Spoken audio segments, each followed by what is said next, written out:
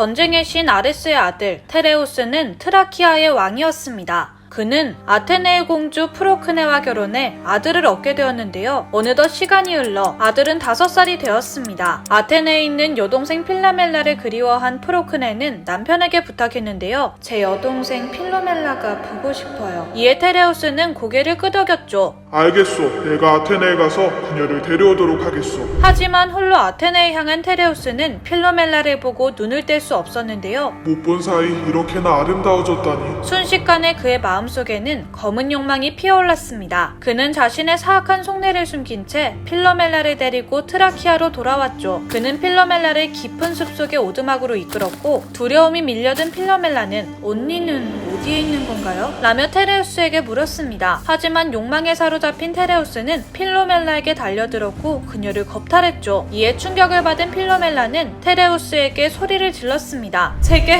어떻게 이런 짓을 할 수 있나요? 언니 보기 부끄럽지 않나요? 당신이 한 파렴치한 행동을 모든 사람들에게 알리겠어요. 그 말을 들은 테레우스는 화가 난 동시에 겁이 나기 시작했는데요. 필로멜라가 이 일을 폭로하면 어떡하지? 필로멜라는 악을 쓰고 있었고 테레우스의 눈엔 벌어진 그녀의 입 사이에 혀가 보였습니다. 그래, 저 혀를 잘라낸다면. 테레우스는 필로멜라를 포박했고 그녀의 혀를 움켜잡았는데요. 그리고 칼을 집어들어 그녀의 혀를 단번에 잘라냈죠. 이후 테레우스는 필로멜라를 또다시 겁탈했고 그녀를 오두막에 가둬둔 채 궁에 돌아왔는데요. 줄곧 동생을 기다리던 프로크네는 혼자 돌아온 남편에게 물었죠. 여보, 제 동생 필로멜라는 어디에 있나요? 이에 테레우스는 눈물을 흘리며 뻔뻔하게 거짓 연기를 했습니다. 당신 동생 필로멜라는 오는 도중에 병이 나 세상을 떠났소. 이 모습을 본 프로크네는 테레우스를 전혀 의심하지 못하고 오히려 테레우스를 다독여주었죠. 한편 필로멜라는 오두막에 갇힌 채 하루하루 끔찍한 날을 보냈습니다. 테레우스가 오두막에 경비를 세워둔 탓에 도망칠 수도 없었는데요. 그녀는 혀가 없어 말을 하지 못했고 아무에게도 도움을 청할 수 없었습니다. 하지만 그렇다고 가만히 있을 순 없었는데요. 테레우스의 만행을 언니에게 알려야겠어. 그녀는 옷감에 자신에게 벌어진 일을 그림으로 수놓기 시작했습니다. 시간이 흘러 옷감이 완성되었고 그녀는 자신을 보살피는 한 명의 하녀에게 자신의 뜻을 전달하기로 결심합니다. 필로멜라는 온갖 몸짓을 이용해 언니 프로크네에게 옷감을 전해달라고 부탁했는데요. 하녀는 그녀가 옷감에 무엇을 새긴지 알 수 없었지만 필로멜라의 간곡한 부탁에 옷감을 받아들곤 프로크네에게 가져다 주었죠. 옷감을 받아든 프로크네는 깜짝 놀라고 말았는데요. 옷감에는 자신의 남편이 저지른 끔찍한 일과 동생 필로멜라가 어떤 상황에 처해 있는지 그려져 있었던 것이죠. 동생의 메시지를 이해한 프로크네의 가슴 속엔 배신감과 슬픔, 분노가 몰아쳤습니다. 남편이 그런 짓을 하다니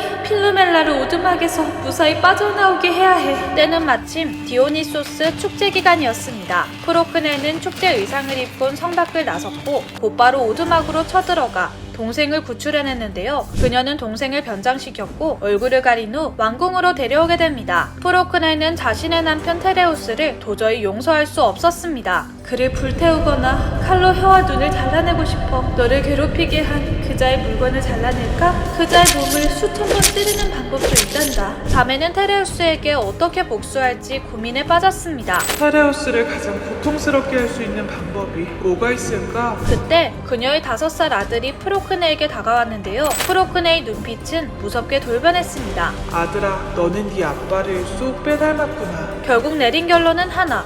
테레우스가 끔찍이 사랑하는 아들을 죽여 요리한 뒤 먹이는 것이었죠. 아들을 자신의 복수에 이용하는 것은 괴로운 일이었지만 프로크네는 테레우스에게 가장 끔찍한 고통을 선사하고 싶었습니다. 그녀는 아들을 향해 칼을 휘둘렀고 목을 잘라냈습니다. 그리고 목을 제외한 나머지 부위로 스튜를 만들기 시작했습니다. 곧이어 요리가 완성되었고 프로크네는 테레우스에게 요리를 대접했는데요. 아무것도 모르는 테레우스는 맛있게 식사를 했습니다. 그는 이 요리를 아들과 함께 먹고 싶었는데요. 아들아, 얼른 나와서 맛있는 음식을 맛보렴. 그러자 프로크네는 은은한 미소를 띠며 이야기했죠. 당신의 아들은 당신 안에 있어요. 하지만 테레우스는 아내의 말뜻을 이해하지 못하고 계속해서 아들을 찾았는데요. 이를 몰래 지켜보던 필로멜라는 잘린 머리를 들고 와 테레우스 앞에 던졌습니다. 그제야 상황을 알아차린 테레우스는 소리를 질렀고 도끼를 뽑아들었는데요. 테레우스는 프로크네와 필로멜라를 죽이려 했죠. 자매는 곧바로 도망갔지만 시간이 지날수록 점점 힘이 빠지기 시작했는데요. 곧 있으면 도끼를 든 테레우스에게 따라잡힐 것 같았습니다. 자매는 신들에게 도움을 요청했고 이를 본 신들은 세 명을 새로 바꾸어 버렸습니다. 테레우스는 머리에 도끼가 달린 듯한 후토티로, 프로크네는 나이팅게일로, 동생 필로멜라는 제비로 변해버렸죠. 신화에 따르면 제비목에 붉은 무늬는 프로크네가 아들을 죽일 때 티피가 필라멜라에게 묻어 생긴 것이라고 합니다. 또한 나이팅게일이 밤낮을 가리지 않고 우는 이유는 제 손으로 아들을 죽인 것을 슬퍼한 프로크네가 아들의 이름을 부르짖는 소리라고 하네요. 오늘의 이야기 흥미로우셨다면 구독과 좋아요 부탁드려요. 그럼 저는